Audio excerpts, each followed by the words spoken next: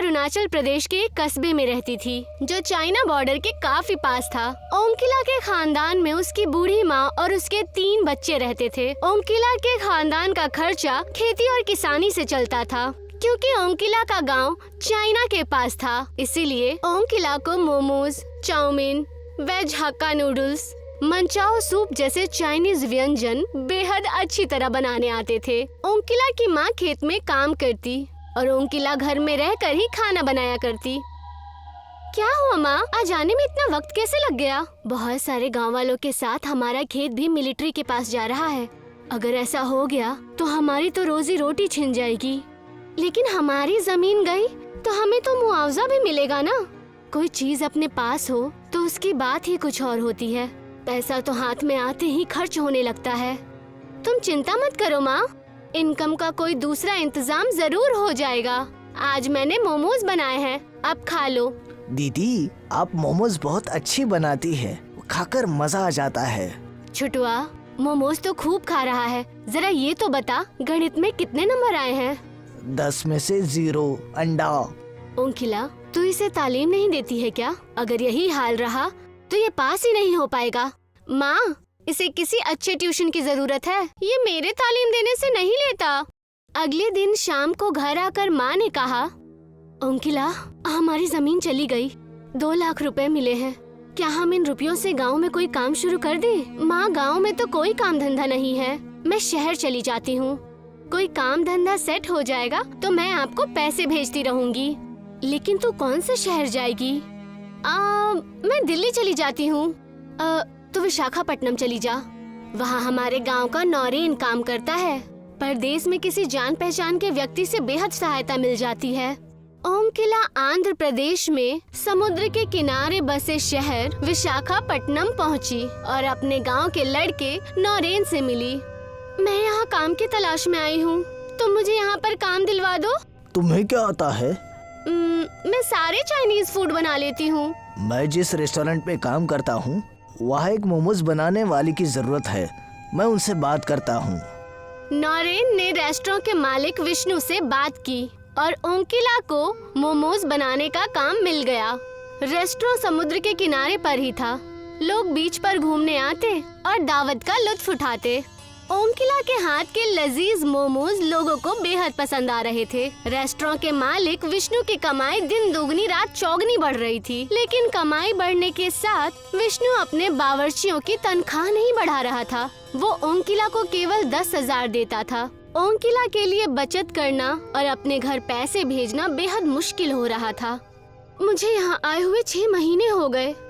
मैं घर पर मुश्किल से 8-10 हजार रुपए ही भेज पाई हूँ। माँ के लिए घर चलाना बेहद मुश्किल हो रहा होगा। अगले दिन ओंकिला ने रेस्टोरेंट के मालिक से कहा, मालिक, मेरी सैलरी 15,000 कर दीजिए, मैं घर पर पैसे नहीं भेज पा रही हूँ। तो मैं क्या करूँ? मैंने क्या तुम्हारे परिवार को पालने का ठेका ले रखा है? मैंने तुम्हें काम दिया है, यही मेरा तुम पर बहुत बड़ा एहसान है। सैलरी नहीं बढ़ेगी, जाओ अपना काम करो। उस समय ओंकिला के पास कोई दूसरा रास्ता नहीं था, इसीलिए उसने रेस्टोरेंट में काम करना जारी रखा। रेस्टोरेंट के पास अक्सर एक कुत्ता आया करता था। ओंकिला ने उसका नाम मोती रख दिया था। मोती जब भी आता, ओंकिला उसे 2 मोमोज खाने के लिए देती। एक दिन रेस्टोरेंट के मालिक ने ओंकिला को कुत्ते को मोमोज खिलाते हुए देख लिया। मोमोज बनाने का सामान तुम्हारे बाप के पैसों से नहीं आता, जो तुम कुत्ते को मोमोज खिलाए जा रही हो। 2 मोमोज अगर कुत्ता खा लेगा तो आपका कौन सा नुकसान हो जाएगा? जरा सी बात पर आप मेरे माँ बाप को क्यों बीच में ला रहे हैं? इन मोमोज के पैसे तुम्हारे सैलरी से कटेंगे। उस महीने विष्णु ने ओंकिला को बस 8,000 रुपए दिए। रेस्टोरेंट के मालिक के क्रूर बर्ताव की वजह से ओंकिला ने एक फैसला लिया। ओंकिला ने नौरेन से कहा, मैं यहाँ पर काम छोड़ रही हूँ, अब मैं अपना खुद का बिजनेस स्टार्ट करूँगी। लेकिन उसके लिए तुम्हें काफी सारा सामान खरीदना होगा और एक काउंटर भी चाहिए होगा जिस पर रखकर तुम मोमोज बेच सको। क्या तुम्हारे पास इन्वेस्ट करने के लिए पैसे है? कुछ रुपए है मेरे पास और थोड़े तुम दे दो। ओंकिला ने समुद्र के किनारे एक काउंटर पर अपने मोमोज बेचना शुरू कर दिए। अब विष्णु के रेस्टोरेंट पे कम लोग ही मोमोज खाने जाते। बीच पर घूमने वाले ज्यादातर लोग ओंकिला के मोमोज खाते। ओंकिला अब लगभग 20,000 रुपए महीने कमाने लगी थी। विष्णु को ओम किला के काउंटर पर भीड़ लगी देखकर चिंता होने लगी। अभी तक तो केवल मेरे रेस्टोरेंट पर ही चाइनीज फूड बिकता था, लेकिन इस लड़की ने तो मेरा धंधा ही बंद करवा दिया। किसी दिन ये मेरी तरह रेस्टोरेंट भी खोल सकती है। कांटों का पेड़ बड़ा हो उससे पहले ही उसे उखाड़ देना उचित है। विष्णु एक दिन ओम किला के पास जाकर बोला, ओम किला, मेरे नए वर्कर्स अच्छे मोमोज नहीं बना पा रहे। मैं चाहता हूँ तुम मेरे रेस्टोरेंट में वापस आ जाओ। मैं तुम्हारी सैलरी 2000 बढ़ा दूंगा। नहीं सर, अब मैं 20,000 कमाती हूँ। मुझे अब आपके रेस्टोरेंट में काम करने की जरूरत नहीं है। तो तुम अपना धंधा मेरे रेस्टोरेंट से कहीं दूर शिफ्ट कर लो। क्यों कर लूँ? क्या बीच की सारी जमीन आपके पिताजी की है? ओम किला के मुंह से उल्टा जवाब सुनकर विष्णु का खून खौलने लगा। आप मोमोज के अलावा और भी चीजें बेचते हैं, आप उन्हीं पर फोकस कीजिए। और अगर आप ऐसा नहीं कर पा रहे हैं तो आप अपना रेस्टोरेंट कहीं और शिफ्ट कर लीजिए। अभी तक ये लड़की मुझसे सैलरी मांगती फिरती थी और अब ये मुझे ही जवाब दे रही है। इसके घमंड को चूर चूर नहीं किया तो मेरा नाम भी विष्णु चंद्र देसाई नहीं। उस रात जब ओम किला अपने रूम पर पहुंची तो 2 आदमियों ने उसे पकड़ लिया। अगर तुमने अपना धंधा विष्णु भाई के रेस्टोरेंट से अलग नहीं किया तो तुम्हारे और तुम्हारे परिवार के लिए ये अच्छा नहीं होगा। हमारी पहुंच अरुणाचल प्रदेश तक है। तुम्हारे परिवार पर भी हमारी नजर है। दोनों आदमी ओम किला को धमकाकर वहां से चले गए।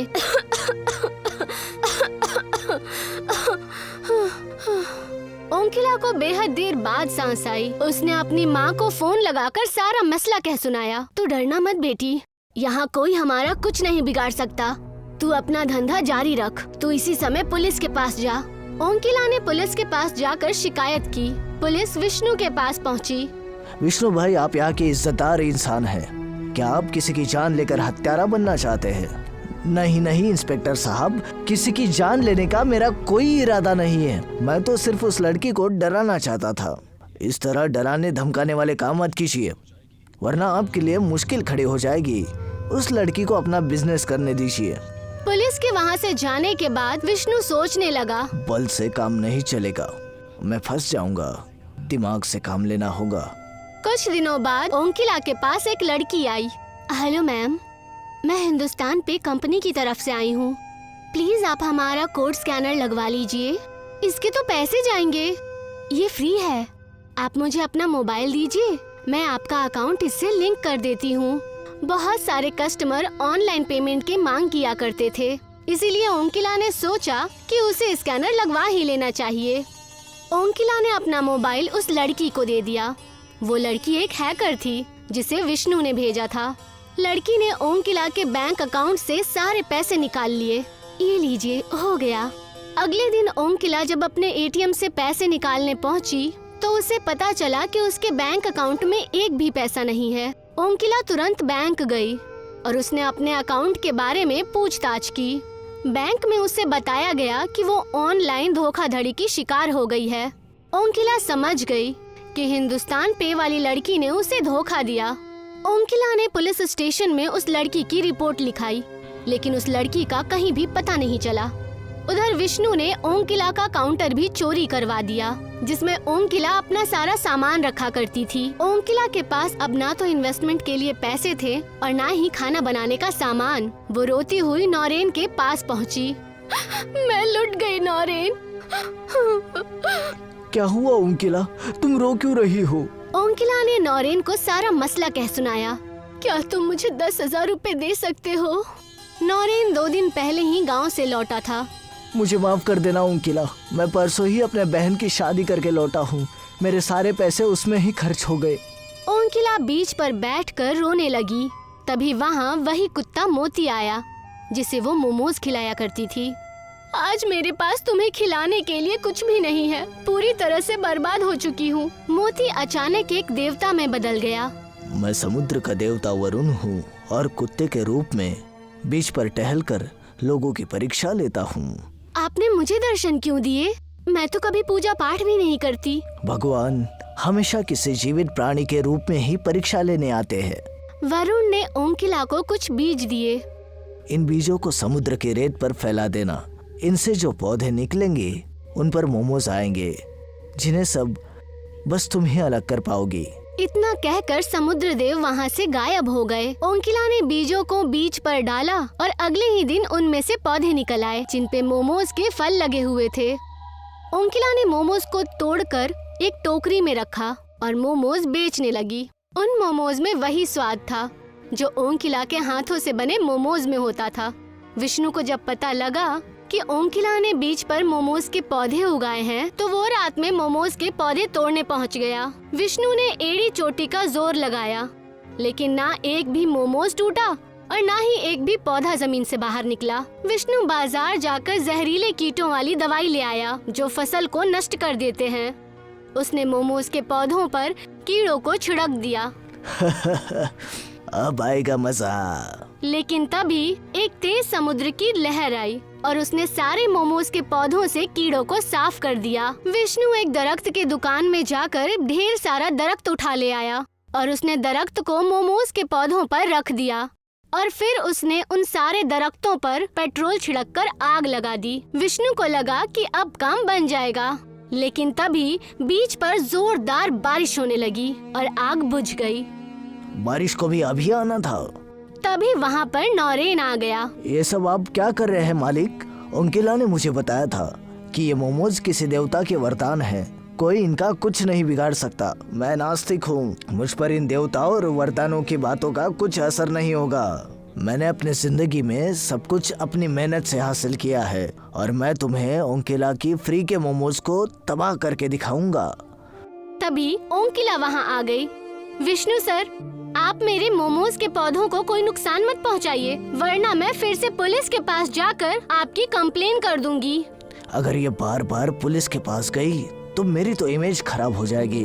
अभी तो यहाँ से चले जाना ही ठीक होगा। तुम गलत समझ रही हो ओंकिला, मैं तो बस यहाँ इन मोमोज को देखने आया था। अगर तुम्हें कोई परेशानी है तो मैं यहाँ से चला जाता हूँ। नौरेन, तुम मेरे साथ आओ। विष्णु नौरेन को साथ लेकर अपने घर पहुँचा। नौरेन, तुझे मेरा एक काम करना है। कैसा काम सर? तू अपने गाँव जा और किसी तरह ओंकिला की माँ और उसके भाइयों को बीमार कर दे।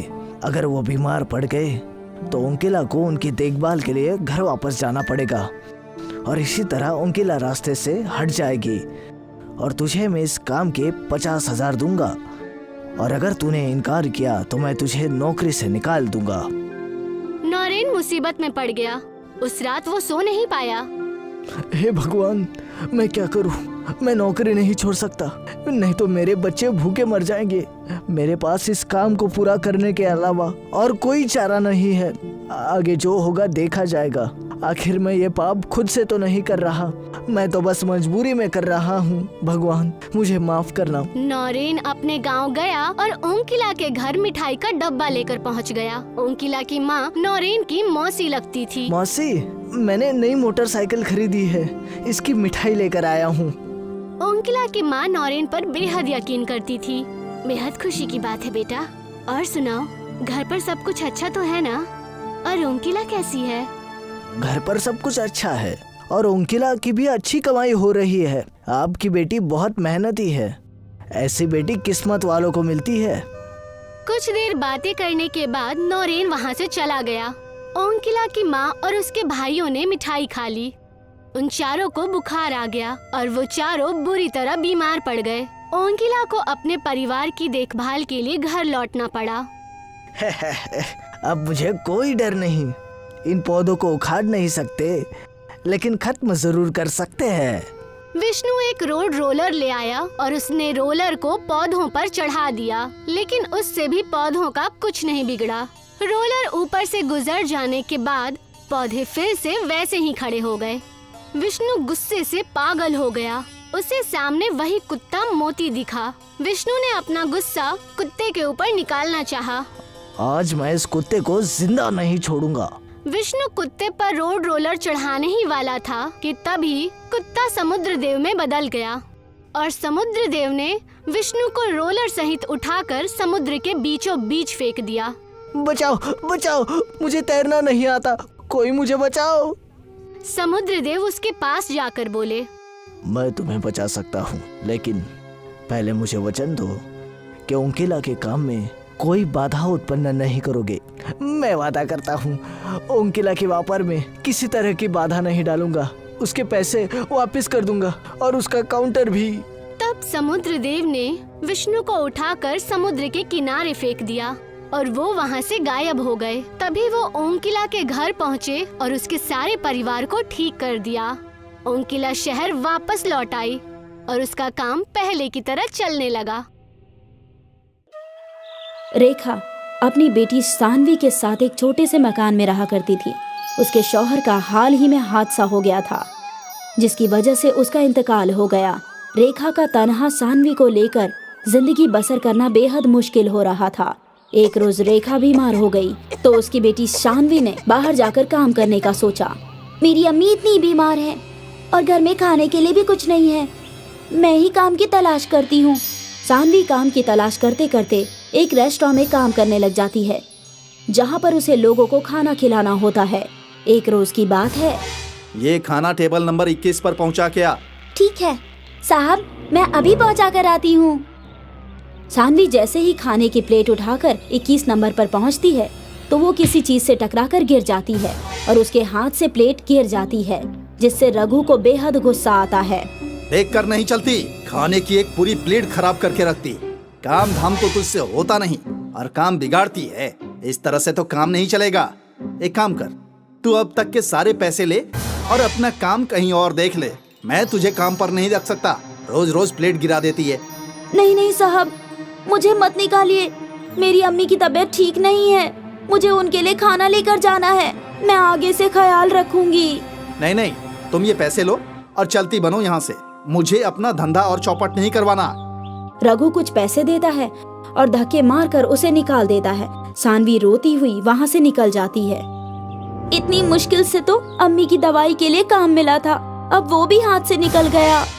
अब मैं अम्मी की दवाई कहाँ से लाऊंगी और घर कैसे चलेगा? धूप तो बहुत तेज हो रही है, अब करूँ तो क्या करूँ, कुछ समझ नहीं आ रहा। वो ऐसा सोचते हुए जा रही होती है।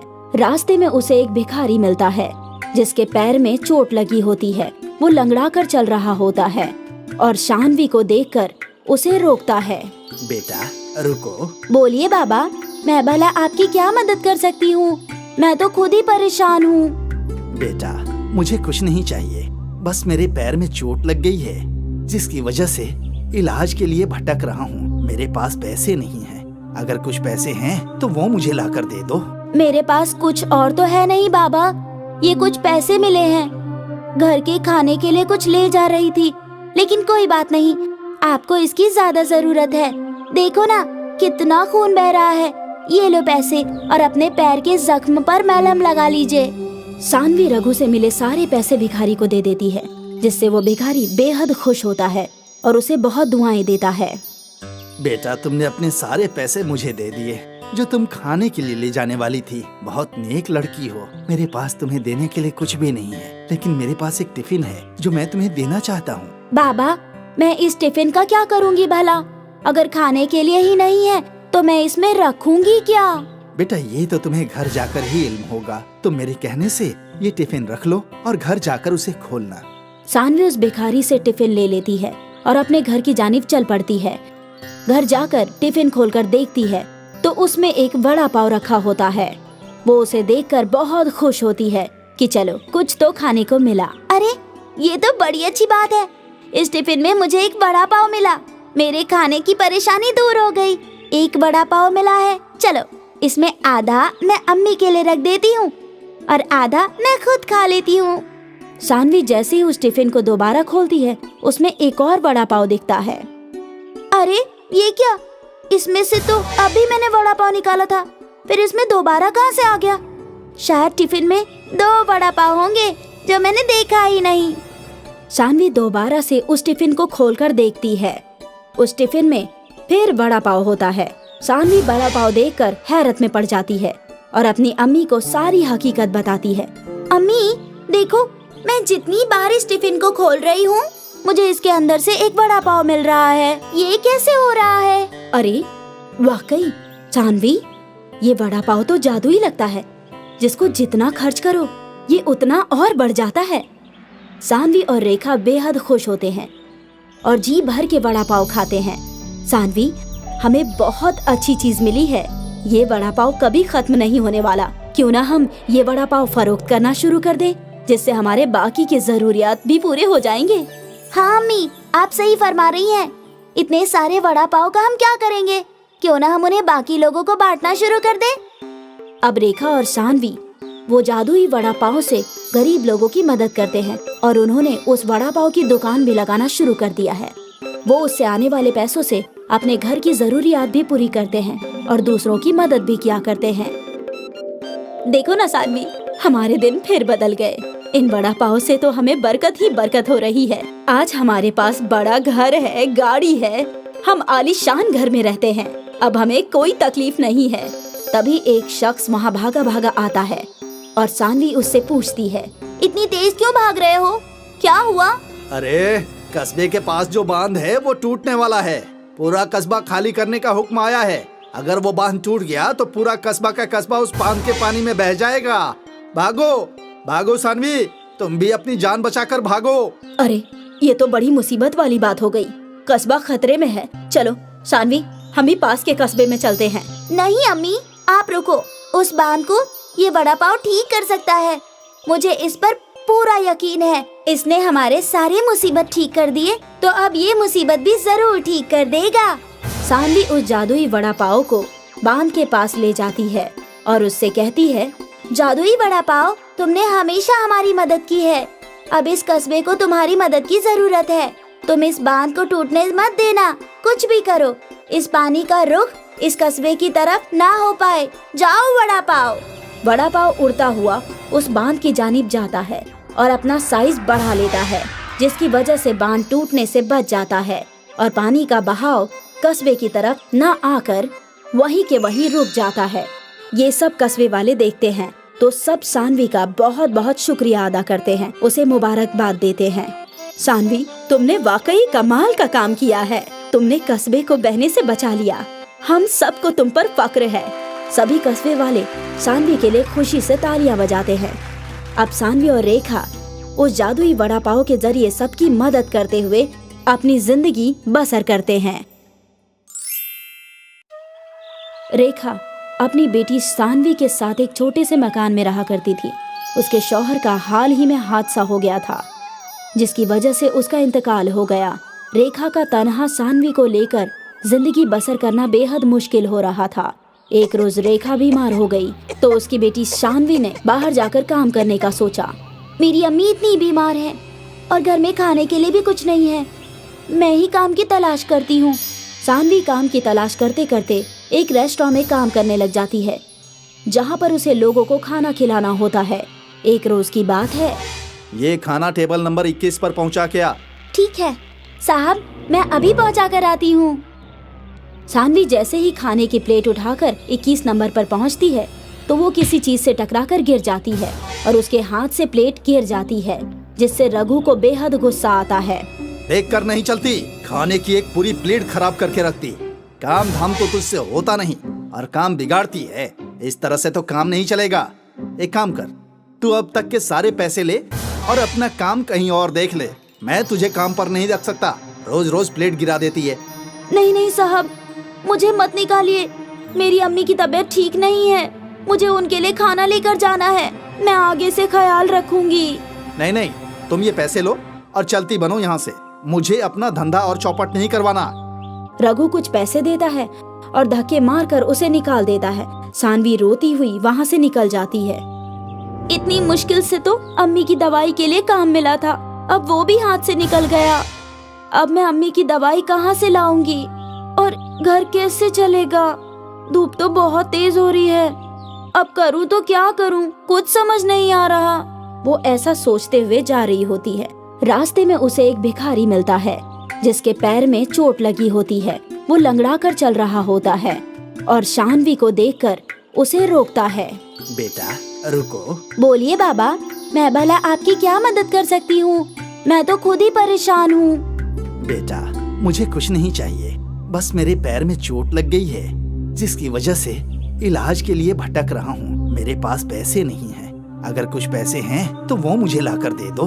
मेरे पास कुछ और तो है नहीं बाबा, ये कुछ पैसे मिले हैं। घर के खाने के लिए कुछ ले जा रही थी, लेकिन कोई बात नहीं, आपको इसकी ज्यादा जरूरत है।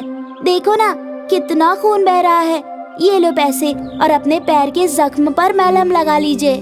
सानवी रघु से मिले सारे पैसे भिखारी को दे देती है, जिससे वो भिखारी बेहद खुश होता है और उसे बहुत दुआएं देता है। बेटा, तुमने अपने सारे पैसे मुझे दे दिए जो तुम खाने के लिए ले जाने वाली थी। बहुत नेक लड़की हो। मेरे पास तुम्हें देने के लिए कुछ भी नहीं है, लेकिन मेरे पास एक टिफिन है जो मैं तुम्हें देना चाहता हूँ। बाबा, मैं इस टिफिन का क्या करूँगी भला? अगर खाने के लिए ही नहीं है तो मैं इसमें रखूंगी क्या? बेटा, ये तो तुम्हें घर जाकर ही इल्म होगा। तुम मेरे कहने से ये टिफिन रख लो और घर जाकर उसे खोलना। सानवी उस भिखारी से टिफिन ले लेती है और अपने घर की जानिब चल पड़ती है। घर जाकर टिफिन खोलकर देखती है तो उसमें एक वड़ा पाव रखा होता है। वो उसे देखकर बहुत खुश होती है कि चलो कुछ तो खाने को मिला। अरे ये तो बड़ी अच्छी बात है। इस टिफिन में मुझे एक वड़ा पाव मिला। मेरे खाने की परेशानी दूर हो गई। एक वड़ा पाव मिला है। चलो इसमें आधा मैं अम्मी के लिए रख देती हूँ और आधा मैं खुद खा लेती हूँ। सानवी जैसे ही उस टिफिन को दोबारा खोलती है, उसमें एक और वड़ा पाव दिखता है। अरे ये क्या? इसमें से तो अभी मैंने वड़ा पाव निकाला था, फिर इसमें दोबारा कहाँ से आ गया? शायद टिफिन में 2 वड़ा पाव होंगे जो मैंने देखा ही नहीं। सानवी दोबारा से उस टिफिन को खोलकर देखती है। उस टिफिन में फिर वड़ा पाव होता है।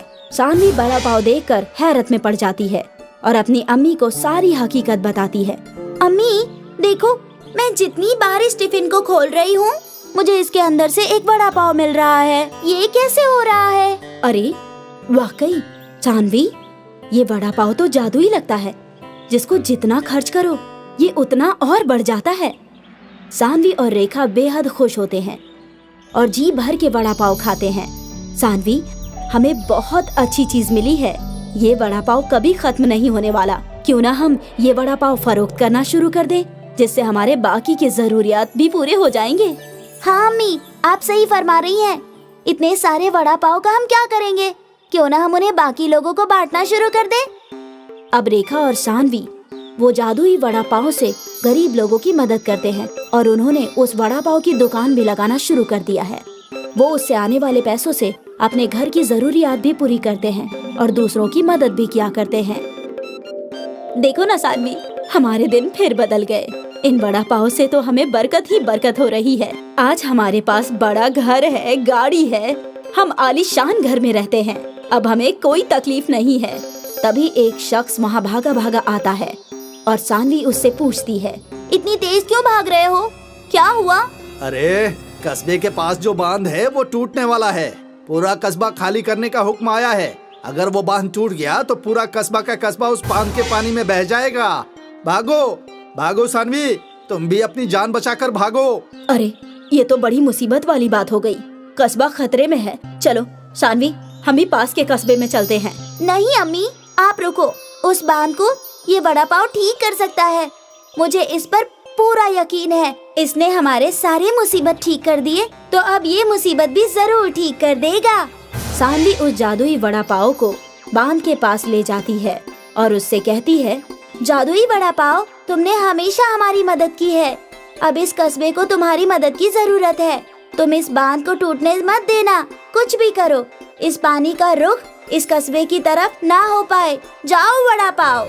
वड़ा पाव उड़ता हुआ उस बांध की जानिब जाता है और अपना साइज बढ़ा लेता है, जिसकी वजह से बांध टूटने से बच जाता है और पानी का बहाव कस्बे की तरफ न आकर वहीं के वहीं रुक जाता है। ये सब कस्बे वाले देखते हैं तो सब सानवी का बहुत बहुत शुक्रिया अदा करते हैं, उसे मुबारकबाद देते हैं। सानवी, तुमने वाकई कमाल का काम किया है। तुमने कस्बे को बहने से बचा लिया। हम सबको तुम पर फक्र है। सभी कस्बे वाले सानवी के लिए खुशी से तालियां बजाते हैं। अब सानवी और रेखा उस जादुई वड़ा पाव के जरिए सबकी मदद करते हुए अपनी जिंदगी बसर करते हैं। चंदर एक रईस घर का लड़का है, पर वो बहुत ही बदतमीज है। वो घर में और घर के बाहर भी किसी से भी सीधे मुंह बात नहीं किया करता है।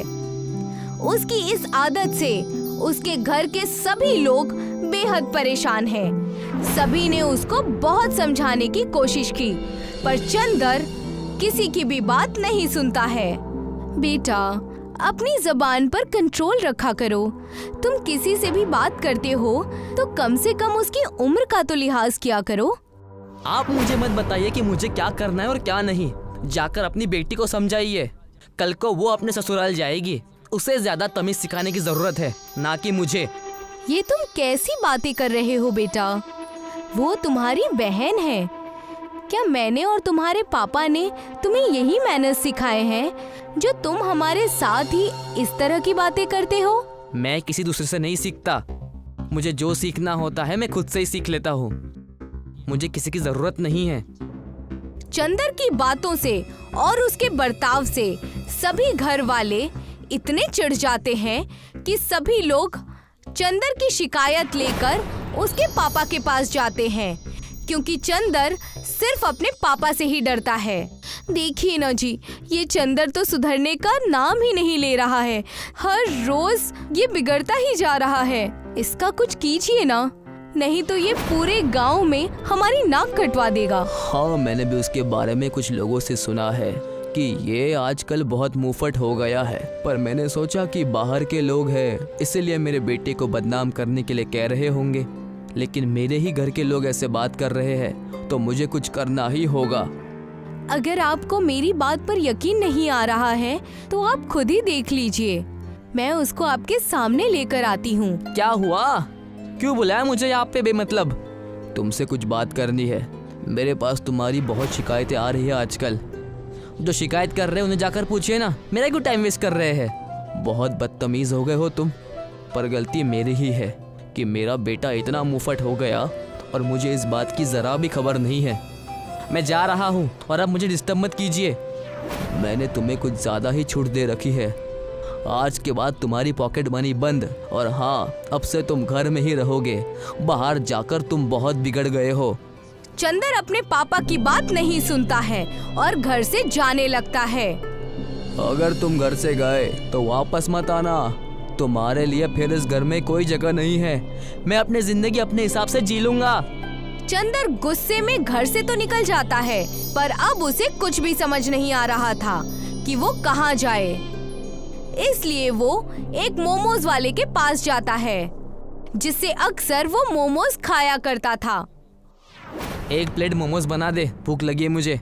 भैया, अब तो कुछ ही मोमोज बचे हैं। एक प्लेट तो पूरा नहीं होगा। रात बेहद हो चुकी है, इसलिए मैं दुकान बंद करने जा रहा था। तुम लोग भी ना, जाकर मेरे लिए कुछ पानी पूरी ले आ। चंदर के बोलने पर मोमोज वाला उसके लिए एक प्लेट पानी पूरी ले आता है और उसी प्लेट में कुछ बचे हुए मोमोज रख देता है। ये लीजिए भैया, पानी पूरी और मोमोज दोनों है इसमें। चंदर बुरे मन से उस प्लेट की ओर देखता है। उसे भूख तो लगी है, पर उसे खाने का मन नहीं कर रहा है। ये बहुत खा लिए मैंने पानी पूरी मोमोज, अब मुझे कुछ नया खाना है। ये खाकर तो मैं पक चुका हूँ। एक तो घर वालों की बकबक से मन भर गया और दूसरा ये सब खाकर। चंदर गुस्से में पानी पूरी के अंदर मोमोज भर देता है, जिससे मोमोज पानी पूरी के नमकीन पानी में घुल जाते हैं। ये ले, तू खा ले बेटा। क्या तू रोज रोज ये सब खा सकता है? आपने खुद ही मुझसे मोमोज मांगे और पानी पूरी लाने के लिए आपने ही कहा। अब आप मुझ पर कहाँ का गुस्सा निकाल रहे हैं, और ये खाने में क्या बुराई है? मोमोज वाला उस पानी पूरी के अंदर डाले हुए मोमोज को खाता है। उसको वो बहुत टेस्टी लगता है। ये तो आपने गुस्से गुस्से में कोई नई डिश बना दी। इसका टेस्ट तो बहुत ही अलग और अच्छा है। क्या सच कह रहा है? तब तो एक मैं भी ट्राई करूंगा। चंदर को भी उसका टेस्ट बहुत पसंद आता है। ये तो सच में बेहद टेस्टी है। मैं तो अब सभी मोमोज को पानी पूरी में डालकर ही खाऊंगा। चंदर इसी तरह से सारे मोमोज को पानी पूरी के अंदर डालकर खाता है। ठीक है भैया, अब चले जाइए। वैसे भी मैं अब दुकान बंद करने वाला हूँ। ऐसा है कि मुझे घर से निकाल दिया गया है। मैं भी अब तेरे साथ यही रहूंगा अब, और कुछ काम करके खुद ही पैसे कमाऊंगा और अपने घर वालों को दिखाऊंगा कि उनकी मदद के बिना भी मैं अकेले रह सकता हूँ। चंदर अब उस मोमोज वाले के साथ ही मोमोज बेचने की सोचता है। भैया, मोमोज बेचकर तो इतनी भी कमाई नहीं होती कि मेरे घर का खर्चा ठीक से चल सके। मैं आपको अपने दुकान पर कैसे काम दे सकता हूँ? चंदर को पूरा यकीन था कि मोमोज वाला उसको अपनी दुकान पर अपने साथ रख लेगा, पर अब वो थोड़ा घबरा गया था क्योंकि न उसके पास कोई काम था और न ही उसके पास रहने के लिए कोई घर था। चंदर को मोमोज वाले की बात पर बहुत गुस्सा आता है। तुझे क्या लगता है मैं कोई भिखारी हूँ जो तुझसे काम मांगने आया हूँ? अरे तुम्हारे जैसे को तो मैं काम देता हूँ। आपके इसी बर्ताव के वजह से लोग आपको पसंद नहीं करते हैं। अगर आपका बर्ताव अच्छा होता तो मैं आपको जरूर अपने साथ काम पर रख लेता। मुझे तेरे काम की कोई जरूरत नहीं है। चंदर गुस्से में वहाँ से निकल जाता है और पानी पूरी वाले के पास जाता है और उससे काम की बात करता है। मुझे काम की जरूरत है, क्या तुम मुझे अपनी दुकान पर काम दे सकते हो? मेरी तो छोटी सी दुकान है भैया, मैं आपको कैसे काम पर रख सकता हूँ? अब चंदर को समझ आ गया था कि अगर उसने अभी भी अपना बर्ताव नहीं सुधारा तो उसको सड़क पर ही सोना पड़ सकता है। इसलिए वो प्यार से पानी पूरी वाले से बात करता है। देखो मेरे पास एक आइडिया है जिससे हम लोग मिलकर बहुत सारे पैसे कमा सकते हैं, पर उसके लिए तुम्हें मेरे साथ मिलकर काम करना होगा। अगर हम साथ में मिलकर ज्यादा पैसे कमा सकते हैं तो मुझे कोई दिक्कत नहीं है। अब पानी पूरी वाला तो साथ में काम करने के लिए तैयार हो गया था, पर अभी भी चंदर को मोमोज वाले की जरूरत थी।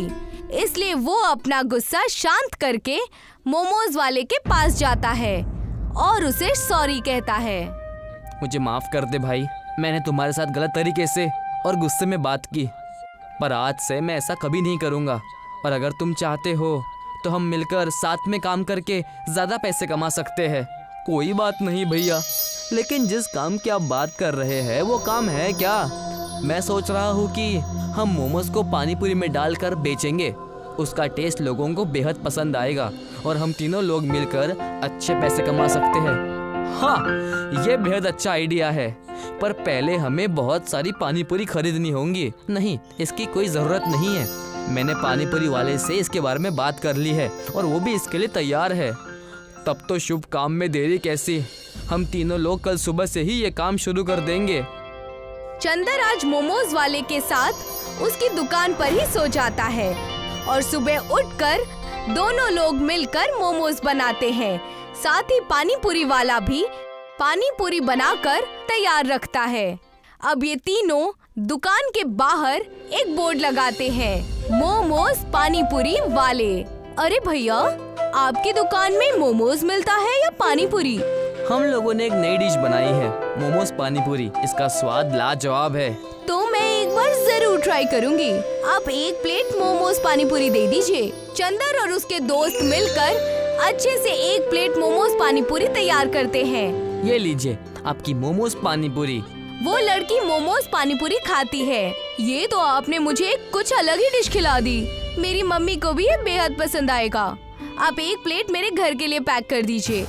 चंदर एक प्लेट मोमोज पानी पूरी एक थैले में बांधकर उस लड़की को दे देता है। अब इसी तरह से बहुत सारे कस्टमर्स उनकी दुकान पर आते हैं, जिससे इन तीनों की एक ही दिन में बहुत सारी बिक्री हो जाती है। अगर हम मेहनत करेंगे और मीठी जुबान बोलेंगे तो हम कोई भी काम कर सकते हैं। अब मुझे बात समझ में आ गई है। अब चंदर गुस्सा छोड़कर सभी से अच्छे से बात करता है और सभी लोगों को उसका ये बदला हुआ रूप बहुत अच्छा लगता है। कुछ दिन दुकान पर काम करने के बाद चंदर को अपने घर की याद आती है और वो अपने घर जाता है। कैसी हो माँ? मैं ठीक हूँ बेटा, तुम कहाँ चले गए थे? हम लोग बहुत ज्यादा परेशान हो गए थे। आज के बाद कोई तुम्हें कुछ नहीं बोलेगा तो तुम घर छोड़कर नहीं जाना। हाँ, अब मैं सुधर गया हूँ माँ, और मैंने अपना खुद का काम भी शुरू कर दिया है। अब चंदर अपने घर पर रहने के लिए आ जाता है। कैलाशपुरा नाम का एक गांव था। कैलाशपुरा गांव की सबसे खास बात ये थी कि गांव एकता का प्रतीक था। दूसरे गांव और कस्बों के लोग कैलाशपुरा की एकता की मिसाल दिया करते थे, लेकिन कुछ वक्त से कैलाशपुरा गांव के लोग बंजरपन और बारिश न होने की वजह से बहुत ही परेशान थे। इस नदी में एक बूंद भी पानी नहीं बचा है। कुएं सूख गए, नदी सूख गई। हैंडपंप से तो 3 घंटे चलाओ तो एक बूंद पानी आता है। इस नदी को देखकर तो मुझे प्यास लग रही है। इसीलिए मैं कह रहा हूँ कि कुछ दिनों के लिए हमें शहर जाना चाहिए। कम से कम वहाँ 2 वक्त के खाने का इंतजाम तो हो जाएगा। शहर जाएं तो जाएं कैसे? हमारे पास उतने पैसे भी तो नहीं हैं। शहर यहीं पास में थोड़ी ना है। बैलगाड़ी, ट्रेन और कई सारे गाड़ियों का किराया भी बहुत ज्यादा हो गया है। तुम भी सही कह रही हो बेगम। अब हमारा कुछ नहीं हो सकता। चलो गांव की तरफ जाकर देखते हैं। गर्मी से प्यास के मारे ऐसा लग रहा है जैसे समुद्र का पानी ही पी लूं। अरे मुरारी, ये कैसी बातें कर रहे हो? समुद्र का खारा पानी कोई कैसे पी सकता है भला? और क्या करूं हीरा भाई, गर्मी के मारे हालत खराब है। हमें इस चीज के ऊपर ना काम करना होगा, वरना हमारे गांव के बच्चे बूढ़े सबकी जान खतरे में आ जाएगी। हमें चलकर गांव के चबूतरे में बैठे पंडा बाबा को इस मसले के बारे में बताना चाहिए। वहां चलकर इसका कोई न कोई हल तो निकल ही जाएगा। तुमने ठीक कहा, हमें वहां चलना चाहिए। हीरा मणि और उसकी बीवी मुरारी के साथ मिलकर उस गांव के सबसे बूढ़े पंडा बाबा के पास जाते हैं। बाबा जी की जय हो। पंडा बाबा उनसे कहते हैं, कहो तुम सबका यहाँ किस काम से आना हुआ? वैसे तो कोई भी मेरे आसपास नजर नहीं आता। वो क्या है ना कि हम आपसे ये जानने आए हैं कि हमारे गांव की पानी की मुसीबत कब ठीक होगी। तुम अब आ रहे हो जब सब हो गया, जब बीती बीत चुकी है। हम कुछ समझे नहीं जनाब, आप क्या कहना चाहते हैं? खुलकर कहिए ना। सारे गांव वालों को इकट्ठा करो और चलो मेरे साथ। लगता है ये जनाब प्यास के चलते पगला गए हैं, बहकी बहकी बातें कर रहे हैं। पंडा बाबा सारे गांव वालों को लेकर गांव के सबसे पुराने सूर्य देव के मंदिर जाते हैं और वहां जाकर कहते हैं, ये देखो, तुम गांव वालों में से कोई भी नहीं जानता कि सूर्य देव की मूर्ति कहाँ गई। बाबा के इतना कहते ही सब मूर्ति की ओर देखते हैं और उन्हें वहाँ पर कोई भी सूर्य देव की मूर्ति नजर नहीं आती जो वहाँ पहले हुआ करती थी। ये कैसे हो सकता है? मैं तो पिछले महीने ही यहाँ पर आया था, तब तो मूर्ति यहीं पर थी। क्यों बेगम? जी आपने सही कहा, पता नहीं ये कैसे हो गया। मूर्ति मंदिर में ना होने से ऐसा क्या हो गया? बाबा आप बातों को घुमाए ना और सीधे सीधे बता दे बात क्या है। तब बाबा ने सारी बातें गांव वालों को बताई। तुम सबको याद होगा, महीने भर पहले शहर का एक इंसान यहाँ पर घूमने आया था। जी बाबा, मुझे अच्छे से याद है और वो मंदिर में ही रुका हुआ था। वाह, ये मंदिर तो बहुत पुरानी लग रही है। अगर मैं इस मंदिर की मूर्ति को बेच दूं, तो मैं रातों रात अमीर हो सकता हूँ, लेकिन इसके पीछे मुझे बहुत दिमाग लगाना होगा। शहरी कारोबारी शहर के कुछ चोरों को पैसे देता है और उन्हें मंदिर की मूर्ति चुराने के लिए कहता है। चोर आकर रातों रात मंदिर से सूर्य देव की मूर्ति चुराकर ले जाते हैं। तुम गांव वालों को शर्म आनी चाहिए कि तुम्हारी नजरों के सामने खुलेआम चोरी हो गई और तुम समझ नहीं पाए। धिक्कार है तुम लोगों पर। बाबा, मैं अब भी समझ नहीं पाया कि बात क्या है। उस मूर्ति से गर्मी का क्या लेना देना? सूर्य देव की मूर्ति जब तक गांव में थी, गांव खुशहाल और बहुत अच्छी अपनी जिंदगी गुजार रहा था। मूर्ति चोरी होने की वजह से ही इतनी सारी दिक्कतें हमारे गांव में आ रही हैं। ठीक कहा हीरा मणि ने, जब तक वो मूर्ति अपने सही स्थान पर नहीं आएगी, तब तक ये दिक्कतें बढ़ती ही रहेंगी और उस व्यापारी को गुनाह की सजा उसे जरूर मिल जाएगी। हीरा मणि और मुरारी, तुम दोनों शहर जाकर मूर्ति ढूंढो और उसे इसी जगह पर फिर से ले आओ। आपका हुक्म सर आंखों पर। हम तुरंत ही शहर के लिए रवाना हो रहे हैं। बेगम, तुम कुछ खाना बांधकर हमें दे दो, हम आज ही शहर के लिए निकलेंगे। बाबा की बात सुनकर मुरारी और हीरा मणि शहर जाने के लिए तैयार हो गए। सारे सामान लेकर वो शहर के लिए निकल गए। पूरे 2 दिन बाद वो शहर पहुँचे। फिर हीरा मणि ने कहा, इतने बड़े शहर में हम उस व्यापारी को कहाँ ढूंढेंगे? सिर्फ तुमने ही उसे देखा है, मुझे तो पता भी नहीं है कि वो कैसा दिखता है। शैतान हमेशा अंधेरे में नजर आता है। वहाँ देखो, कई सारी गैर कानूनी दुकानें और कई सारे अवैध व्यापार चलते हैं। वहाँ चलो। मुरारी और हीरा मणि उस अवैध जगह पर जाते हैं। तब उन्हें एक आदमी गेट पर ही रोक लेता है। अरे अंदर कहाँ जा रहे हो? अंदर जाना मना है। अरे हम व्यापारी साहब से मिलने एक बेशकीमती तोहफा लेकर आए हैं। पहले बताना था ना कि तुम मालिक के दोस्त हो। चलो अंदर जाओ, सीधे सीधे जाना, यहाँ वहाँ मत जाना। हीरा मणि और मुरारी दोनों उस घर के अंदर गए और वहाँ जाकर देखा कि घर के अंदर एक छोटा सा तालाब है जिसके अंदर कई सारे बेशकीमती मूर्तियाँ रखी हुई हैं और वो शहरी कारोबारी फोन पर किसी से बात कर रहा है। दोनों छुपकर उसकी बातें सुनने लगे। साहब, आज आप आ रहे हो ना? मैंने मूर्तियों को छुपा कर रख दिया है अपने ही घर में। किसी को कोई शक भी नहीं होगा। आप शाम तक आ जाइए और पैसों का बक्सा लेकर आइएगा। उस शहरी की बात सुनकर हीरा मणि और मुरारी डर गए और उस घर से बाहर चले गए। हमारे पास ज्यादा वक्त नहीं है, हमें कुछ भी करके पुलिस को बुलाना होगा। तुमने ठीक कहा, इस दरिंदे को जल्द से जल्द हमें काल कोठरी में डालना ही होगा।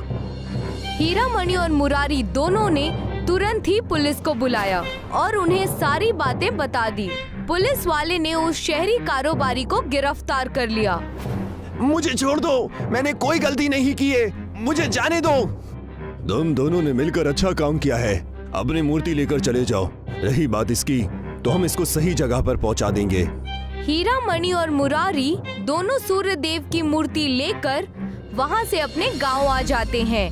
गांव वाले उन्हें देखकर खुश हो जाते हैं। तुम दोनों पर गांव को नाज है।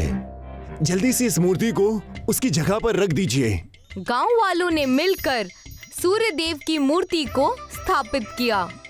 जैसे ही वो मूर्ति अपने असली जगह पर पहुंची, सूर्य देव प्रकट हो गए और कहने लगे, मैं तुम सब की भक्ति से प्रसन्न हुआ, इसलिए मैंने तय किया है कि इस गांव में सूरज से बारिश होगी। अब से तुम सब गांव वालों को किसी भी बात की चिंता नहीं होगी। इतना कहकर सूर्य देव वहाँ से चले गए और उनके जाते ही सूरज से बारिश होने लगी और सारी तपती हुई गर्मी खत्म हो गई। बारिश इतनी जोरदार थी कि गांव वाले बेहद खुश हो गए।